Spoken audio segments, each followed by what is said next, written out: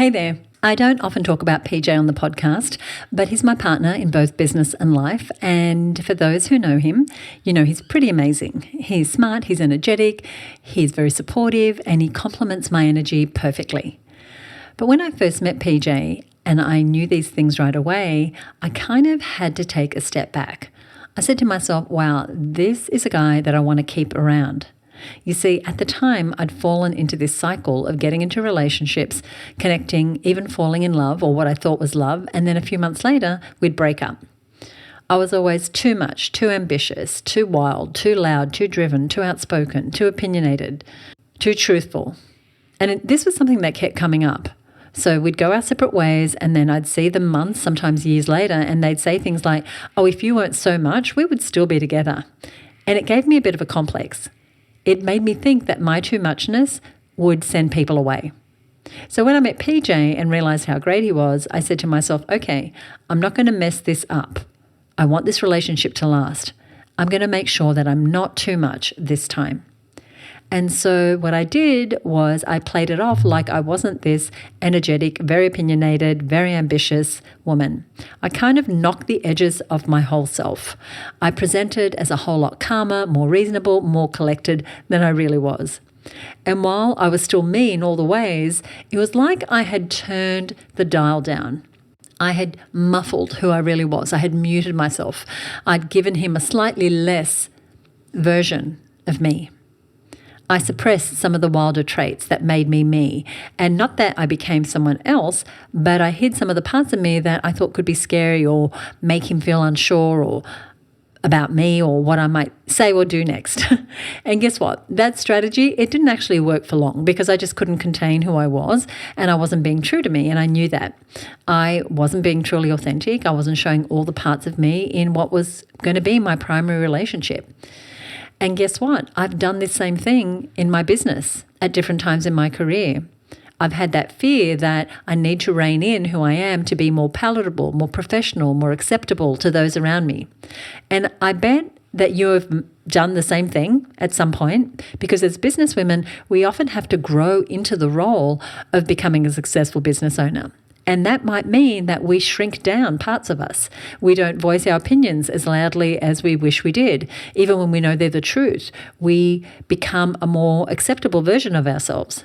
So in today's episode, we're going to talk about how to step back into our most authentic selves in both life and business, because living authentically and bravely as ourselves is the only way that we can feel that spark, that creative fire within us.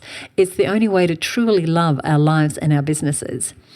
And why would we not want a business and life that is truly ours, that consists of a version of us that is lit up and inspired and joyful? So that's what we're talking about today. And if you're wondering, PJ did stick around after I stopped acting palatable and muted, after I started being more me and maybe a little more too much.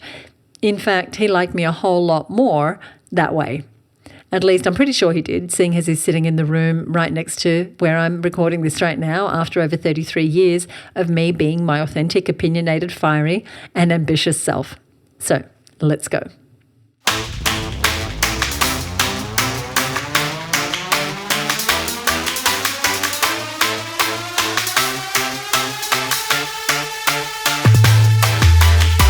Hello. Welcome back to the HerBusiness Podcast. I'm Susie Daphnis. I'm your host and I'm the CEO of HerBusiness. And today's episode is all about creating a business and a life where you feel lit up. It's about coming home to yourself and reclaiming your identity and refusing to dim your fire.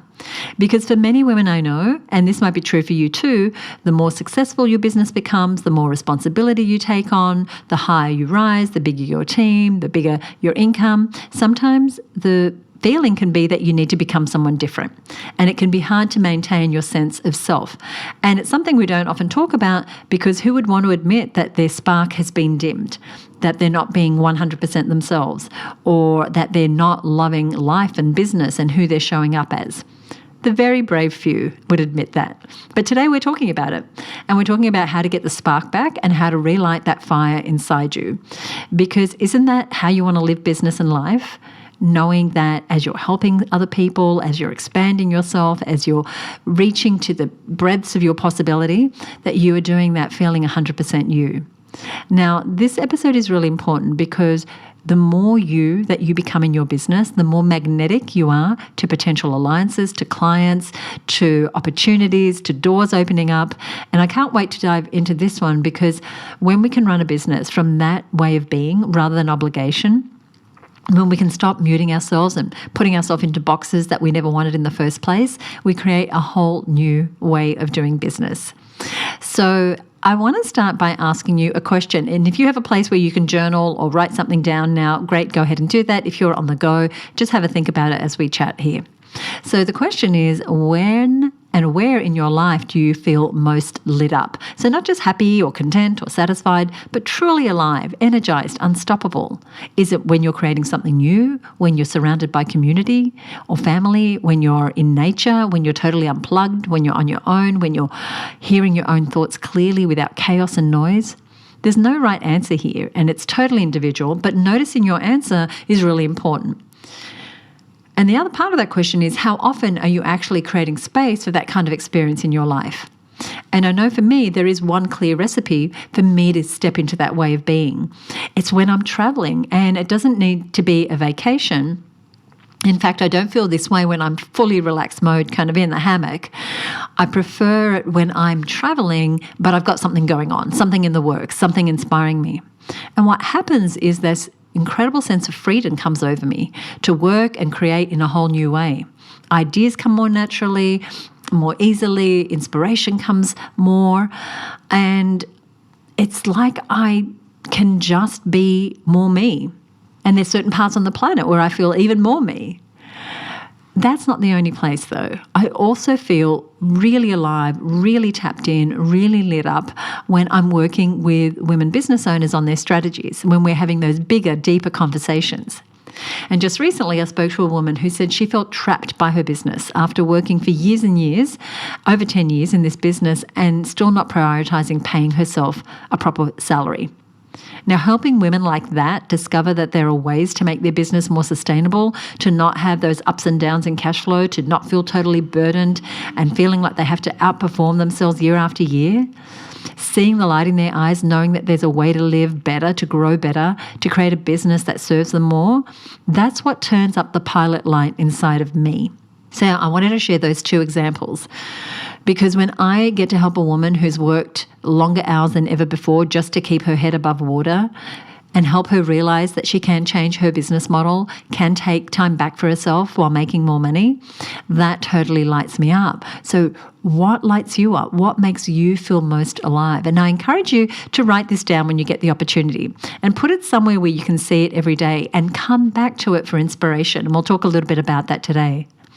And what you'll find is that there's common threads. Maybe what makes you feel alive is when you feel freedom or creativity or connection or impact or a sense of space. And you want to pull on those threads and see where they lead, because they're clues for what your soul is really asking for.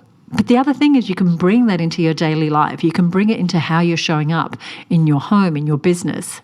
One of the things that is kind of anecdotal, but I thought I'd share with you, is that in my 20s, a big part of my identity and how I showed up was music. I've never played music, but I listened to it all day long, all night, in the middle of the night, on weekends, in clubs, at gigs, at concerts. And my favorite type of music was rock music. Too much? Maybe. But that's what I liked. Loud rock music made me feel so alive, so on fire. Now, in my late 50s, it can feel a bit too much gravitating towards that type of music. Surely I should be more in my lounge era, is my judgy self of myself, right? Sounds silly, but this is still on path with the conversation of we leave parts of ourselves behind as we grow, as we age, as we go into different periods of our life. And this episode is about reclaiming some of those parts. Now, if you're struggling to identify exactly what those moments are that make you feel most lit up, then let's go a little bit deeper. This is another prompt that would again work well with a journal, but if you're on the go, just think this through. How do you feel when you're in alignment with your true essence? Now, what do I even mean by that? Let's look at this. Look at it this way. What does the version of you who feels energized, bold, spacious, powerful look like? What are the signs for you that you've drifted away from that? Because sometimes it's easier to see what's not working than what's working. So what are the environments or people or places or activities that have you not feel energized or bold or spacious or like you can speak up or be powerful? Because sometimes this shift where we lose some of ourselves, it happens slowly. It creeps in. It's a quiet voice of doubt that tells us to shrink or not be too big for our boots or to just second guess ourselves. When I'm operating from my true essence, everything comes into alignment. I have energy, I have clarity, I have confidence, the words flow. Even when I'm stretching outside of my comfort zone, I can make decisions more easily. But when I've drifted from who I truly am, I feel scattered, I feel exhausted, I second guess all my decisions. And I notice that I'm chasing things I want rather than attracting them. I'm forcing rather than allowing. And it's usually a sign that I'm not 100% fully being me or fully being present, that I may have moved into people-pleasing or the weight of responsibilities and obligations instead of leading from my purpose. And that can show up as burnout. That might sound familiar, or being stuck in indecision, or creating things that look good on paper but that you actually are not excited about, you feel flat about. On the other side, when you're tapped in, you know it. You move with clarity, you feel your power. And that's not a coincidence, because at those times you are truly aligned. So my invitation is take note of what brings you back to yourself, those moments where you feel, oh, there's the joy. I'm doing what I love. I feel like more me. And when you feel off course, look at what am I chasing right now that's not really mine? What am I taking action on that isn't really in alignment with what I really want? What am I doing out of obligation? Where am I feeling trapped?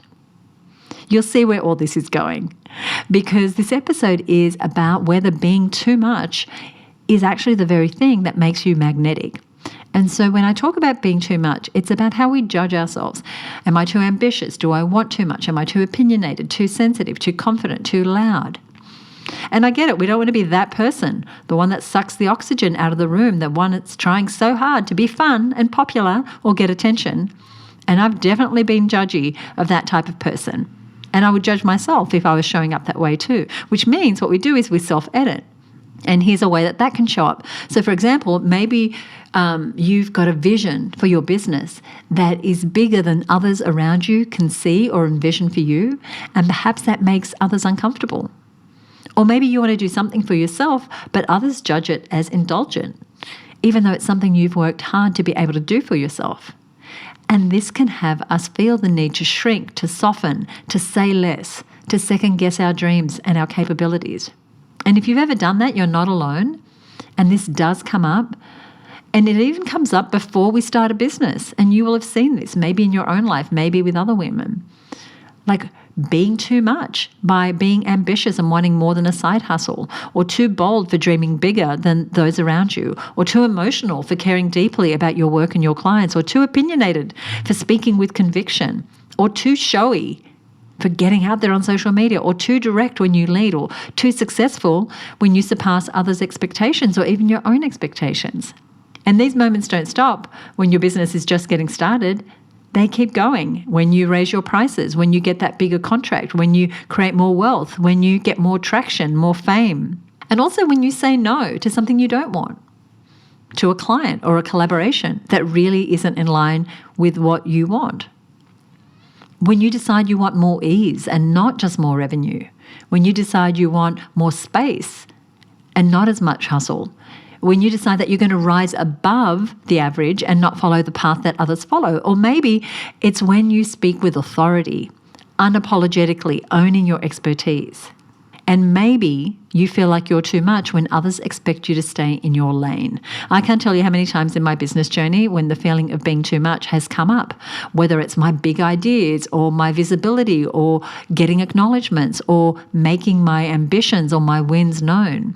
And I have often downplayed my own success so that others wouldn't be uncomfortable or that I wouldn't be seen to be braggy. And I know I'm not alone in that. I've softened my tone. I've over-explained my decisions to be more relatable. I've kept my big visions private more times than I can count, so it would be less threatening to others and safer for me. Now, yesterday I was speaking to a friend who has 2 successful businesses running at the same time. And she said that often when she meets someone new, she'll only tell people about one business because when she's talked about both businesses running successfully simultaneously, their eyes just glaze over. And they don't understand how that could even be true. Isn't it nuts that she would dim her fire because someone else cannot handle the heat? But it happens. And being too much might be the very thing that's going to make you more magnetic to others, including your potential clients. And every time I have reclaimed the space that is mine, every time that I have leaned into the parts of me that I might have judged in the past as being too much, is led to growth, to more impact, to deeper alignment with who I really am. Does it still feel uncomfortable? Yes. Does it feel vulnerable? Absolutely. Does fear still pop its ugly head up? Of course it does. But I remind myself to stay committed to moving forward and taking other women with me. So if you've ever worried that you're being too much, hear me. You are not the problem. Your vision and the size of it, your ambition, they're not the problem. Your fire, it's never the problem. I believe that your too much energy, that part of you that keeps dreaming bigger and beckons you to be more bold, is exactly the energy that your business, your clients, and the world needs right now. What if that being who you truly are is the very next thing that you need to be more of? What if taking up that space for yourself brings you unimaginable joy, growth, and fulfillment? And guess what else reclaiming your fire can help with? It can help you in all areas of your business, in your marketing, in your attracting clients, in your collaborations, in your getting known. And where it starts is really connecting with the woman behind the business, with what brings you joy that has nothing to do with work, with who you're being when you're not leading and managing and planning and wearing the business owner hat. And you know I ask you to wear the business owner hat a lot if you listen to this show, if you're part of my community. But what did you love before the KPIs and the budgets and the team meetings? Watch what bubbles up when you think about it. Maybe it's the part of you that loved to write or dance or sing or daydream, or a version of you that just didn't edit her ideas or self-expression to fit into what's appropriate for business. The real you before the accolades and algorithms and expectations. What if you put effort into reconnecting with her? I had a member say to me just this week, I need to let go of the habits, the fear and insecurity to make the leap to my next life phase. And she said what she wants is to be more bold and savvy, decisive and confident, a leader who listens, lifts and lights up for herself and for others. And I love that so much for her because it's not just about lighting others up, it's about being lit up ourselves. And it can look like creating space to hear your own voice again. It looks like letting yourself off the hook for not being the business 24/7. To really looking at how do I more align my business with who I am now? Because who you were when you started your business may be very different to who you are now. I know for me, I was 27. I felt like I had a lot to prove. I had no runs on the board. Now in my late 50s, I have lots of runs on the board. I have nothing to prove. And I feel more and more comfortable that the more I can just be me, the more fun I'm going to have. And maybe that's true for you too. So you can evolve. You can reintroduce old parts of yourself into who you're being now. You can step into a new chapter. You can reclaim those parts that might have gone quiet. Often we talk about evolution and change and identity, and we think that we need to reinvent ourselves. And that idea is great, but sometimes we just need to remember who we were and remember those parts of us that we've buried. And maybe for you, these are the parts of you that got quiet after being in business for a while. Maybe they're the parts that you labeled unprofessional or impractical or not on brand. Maybe the parts that aren't as polished or presentable. But the truth is, those parts might be the most joyful, authentic, creative parts of you. And just because you haven't accessed them for a while doesn't mean they're gone. They're still there. We just need to reintroduce ourselves to them and to embrace them as part of us that we love and that we honour. Even if they're not perfect, even if they don't always say the right things. So if you feel disconnected or like your fire is dimmed, I want you to hear this as a call to come home to yourself, to find that too muchness in you, because it is magnetic. When you let us see it, it is magnetic. And this is about remembering who you truly are. because you've spent years being everything to everyone, clients, team, family. And so it's easy to forget the parts of us that once lit us up, right? Because we have so many obligations. But those parts are there. And so let's tap in and see if we can't bring them to the surface. Let's hear what they have to say. Let's coax out that authentic version of ourselves. But how do we do that? My mentor says you need to create the conditions. What does that mean? It means we need stillness, time away from the noise, to hear that wisdom again, to hear what those other parts of us have to say. We need curiosity. So letting go of needing to have it all figured out. We need community, safe spaces with people who reflect our power, our possibility, not just who we were or how we've shown up in the past. And I want to give a quick shout out to my mentor, Cherie Healy, and the mastermind I'm in that Cherie runs, and those women who have, in the last 12 months, helped me step more and more into being okay with showing more of me.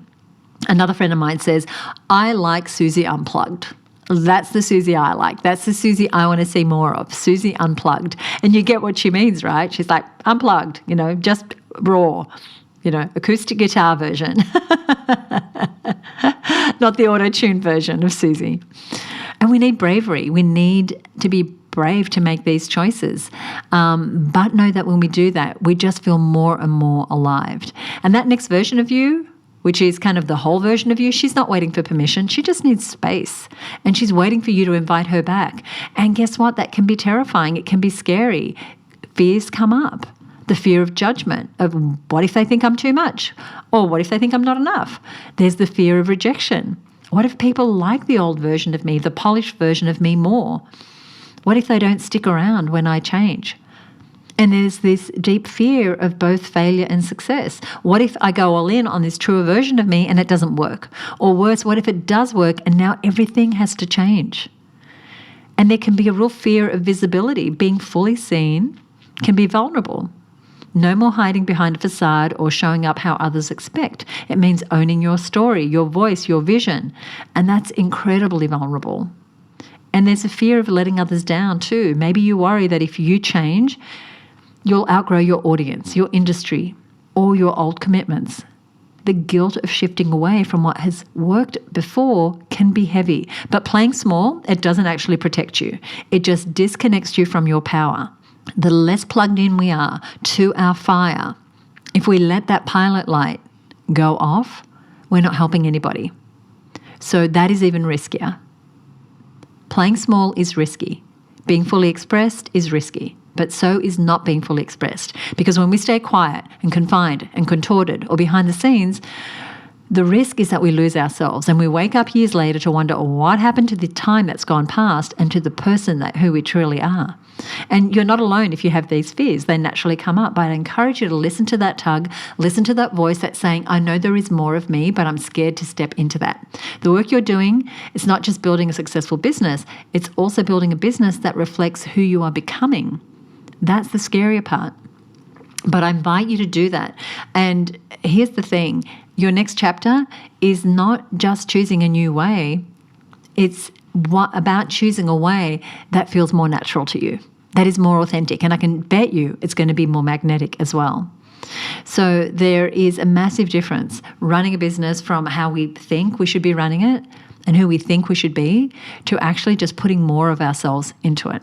So I want you to prioritize that lit up feeling and start normalizing what you're doing and how you're showing up and say, does this energize me? Does this feel like I'm tapped in? Or do I feel like I'm putting on a show and I'm exhausted?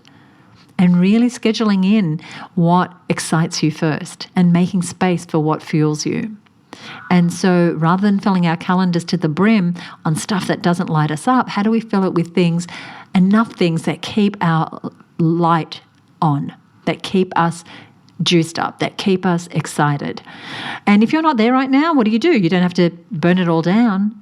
It's really about turning inward, making the decision to create space for yourself, to name what's no longer working, to remember who you were before you got so polished and professional and successful, to start making brave decisions that are exclusively for you, and to surround yourself with what I like to call expanders, people who reflect back your brilliance, who are good, really good, with you growing and expanding, and who are there to support you as you expand into more of who you are. Because the more lit up you are, the more magnetic your business becomes. And I know the road's not easy, but that's exactly what we do inside of Her Business. Help create you a business where you're doing what you love every day, which means you are lit up every day. And so you get to build a business that feels like you. You get to be fully expressed. You get to lead from a place that lights you up. You just need to take that next step on the path to being more aligned. And I invite you, if this episode has resonated with you, to do a couple of things. One is, do write to me and tell me how this idea of being more you, of being too much, if that's what we're going to judge it as, is going to actually help you be more magnetic. And the other thing I want to invite you to do is go deeper and explore this work with me further. I'm taking 10 women to Greece this year as part of a program we're calling the Her Business Trailblazers Experience. It's going to be held in Crete in Greece in a luxury retreat that's designed to help you rise back into who you're meant to be. And this is an opportunity to step away for a week from the day-to-day, away from the expectations, the noise, somewhere completely different, physically, mentally, emotionally, to create real momentum towards a business and life that lights you up. And you're going to be surrounded by 9 other women who are also choosing to stop dimming their fire and start blazing their own trail in a life that's aligned with who they are. Now, some of the spots are already taken, but as we're recording, I want to give you the opportunity to be part of that group of 10.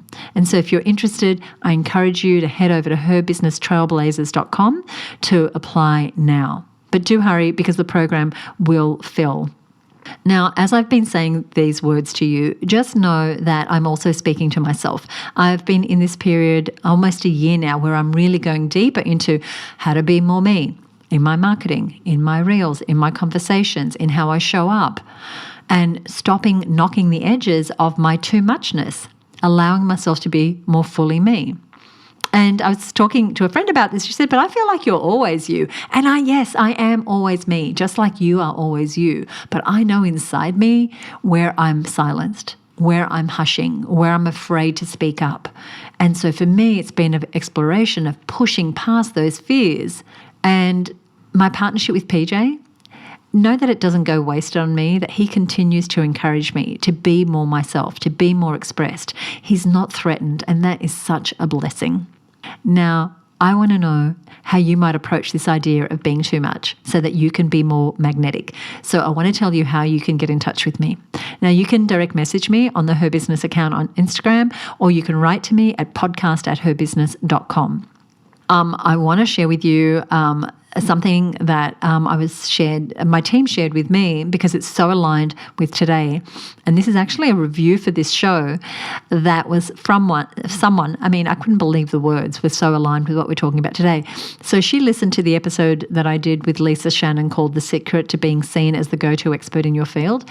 And in the review, she said, I love this episode. I especially liked it when you guys started talking about showing up as your most magnetic self can actually be designed, not left to chance. It made me realize I've basically been winging it and calling it authenticity. Time to actually design how I show up. Thanks, Susie. And so my encouragement to you is, yes, design how you're going to show up, and design it by just stepping more into you. Now, if you enjoyed this episode, I would love it if you would do me a huge favor and leave a rating or a review. Apple Podcasts is the best place to do that, but if you want to, you can also just direct message me on Instagram. Now, over on our episode page on our website, I'm going to put a summary of today's episode along with links to other resources that we've discussed. And you'll find those notes over at herbusiness.com/312. If you're new to the show, be sure to subscribe to get the next episode. And as we close out, I want to just thank you for listening. It has been really important for me to share this message. And I hope that it's been a little tap on the shoulder for you if you are dimming your light in any way to light that fire, baby. Thank you so much for joining me, and join me on the next episode for more inspiring stories and lessons from successful female entrepreneurs. See you next week right here on the Her Business Podcast. Bye for now.